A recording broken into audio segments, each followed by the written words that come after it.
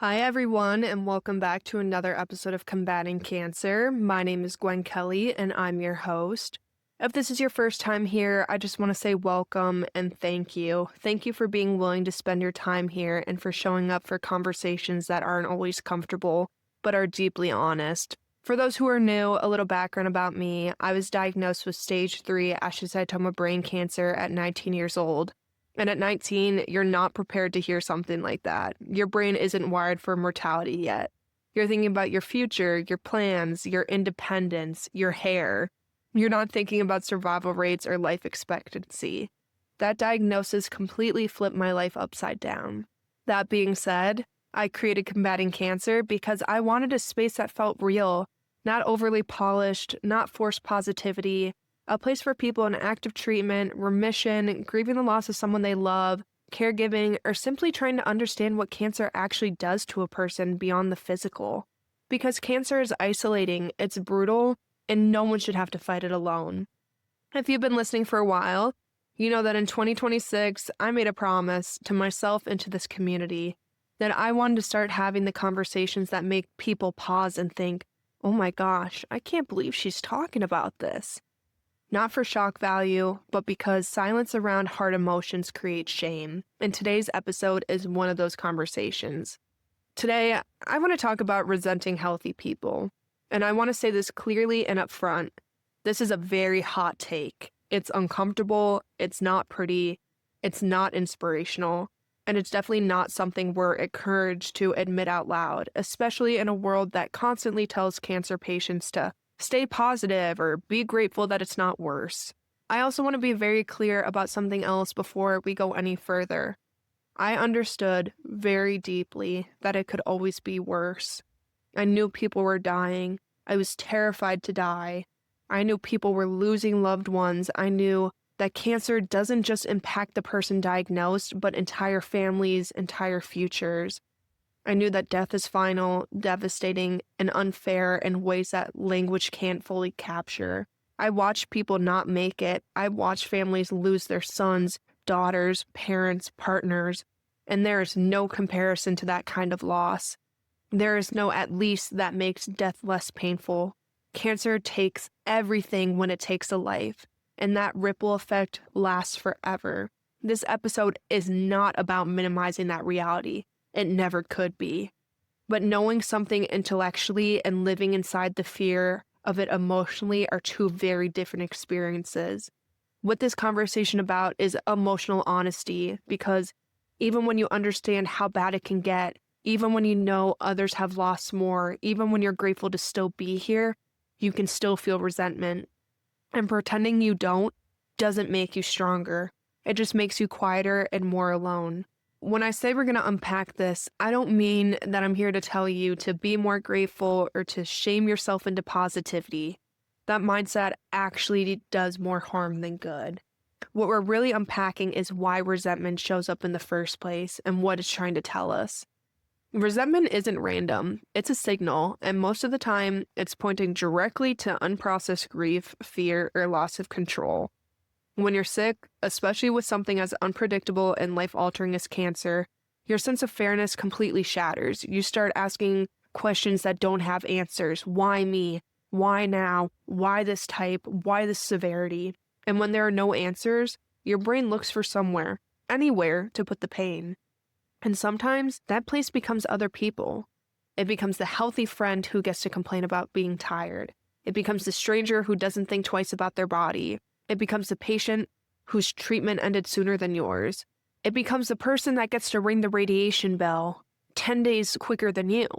And what's important to understand is that this resentment doesn't mean you lack empathy. It means you're depleted. You're running on empty. You're carrying fear that has nowhere to go. Because beneath the resentment, for me at least, it was fear. It was the fear of dying, the fear of reoccurrence, the fear of scans, the fear of waking up to a future that no longer felt guaranteed. That fear doesn't always show up as sadness. Sometimes it shows up as anger. Sometimes it shows up as bitterness.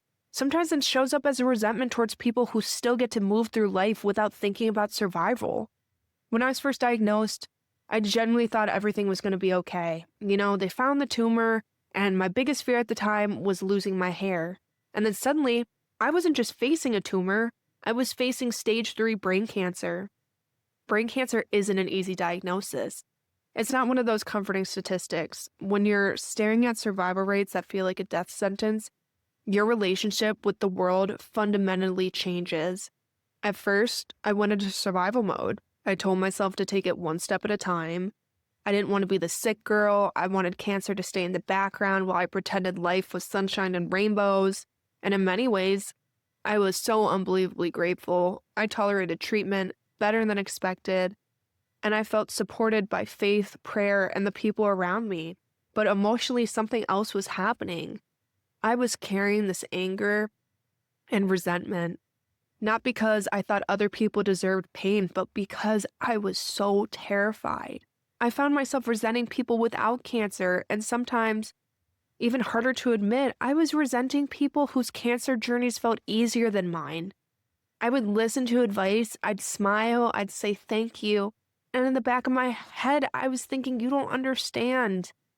There's hope backed up by your numbers of what type of cancer you have. And meanwhile, I was staring at numbers that made death feel uncomfortably close. Cancer also creates a hierarchy that none of us ask for. We start ranking the different diagnoses, the treatments, the side effects, survival rates, because we're desperate for logic in something that feels completely senseless. But comparison is a trap. It convinces you that suffering has a scoreboard, when in reality, pain is pain, and cancer is terrible no matter what. No matter what type of cancer, we are all holding that pain that we could die. Whether someone's statistics is better than someone else's, we all have that fear that we're going to die. And comparing doesn't protect you, it isolates you. One of the hardest things I had to learn was that two things can be true at the same time. Someone else can be struggling and I can still be drowning. Acknowledging my pain doesn't invalidate theirs, and minimizing my pain doesn't make me stronger, it just makes me quieter. That doesn't mean these feelings magically disappear once you understand them. The jealousy, anger, bitterness, they still show up. But awareness gives you a choice, and choice gives you room to breathe. For me, the shift started when I stopped judging myself for having those thoughts and started getting curious. Instead of asking, what's wrong with me? Why am I thinking this way? I started asking, what am I afraid of right now? And most of the time, the answer wasn't anger. It was fear. Once I acknowledged that, the resentment softened, not overnight, but slowly. I also had to give myself permission to step back from certain conversations. If listening to complaints about trivial things felt unbearable, that didn't make me cold, it meant I was protecting my nervous system.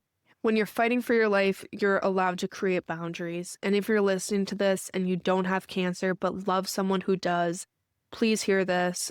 When someone with cancer pulls away, it's usually not because they don't care. It's because they care deeply and they don't have the capacity to carry anything else. Eventually, I realized something else too.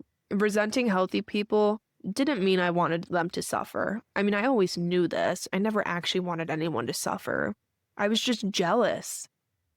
I was jealous and I just missed who I was before cancer. I missed moving through the world without fear attached to every ache, every headache, every scan, every future plan, and mourning that version of yourself is not weakness, it's part of healing.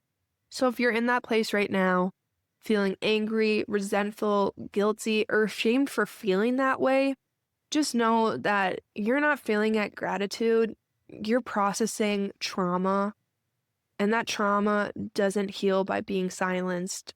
It heals by being acknowledged, spoken about, and held with compassion. And that's what this space is for. That's what this community is for. You don't have to be the strong one all the time, and anyone else who has had cancer will relate to this, but we always want to be strong. But here's the thing, you don't have to pretend you're okay when you're not. And you don't have to carry these thoughts alone, wondering if they make you a bad person. They don't. They make you human. You know, like, I don't want to be coming on here and basically admitting these dark thoughts that I had because they're terrible things to admit out loud. But I know other people have felt this way. So, wherever you are today, whether you're in treatment, post treatment, grieving, caregiving, or just trying to understand, thank you for being here and for being willing to sit with something uncomfortable because these conversations matter. And they matter because healing isn't just physical, it's emotional too. And I'm just glad that I'm able to be a voice for someone out there because I wish I had someone telling me this while I was also going through these different emotions. That is the end of today's episode of Combating Cancer. If this message resonated with you or you feel like someone else would benefit from this hard conversation, please feel free to share it with them. As always, if you or someone you know want to come on and share your story, have a business inquiry that fits with this mission, or you just want to message me and have me cover a specific topic, please feel free to reach out to me. My door is always open. Until then, be gentle with yourself. You're just doing the best you can, and we're all just trying to survive and get through another day. But I will chat with you guys all next Wednesday.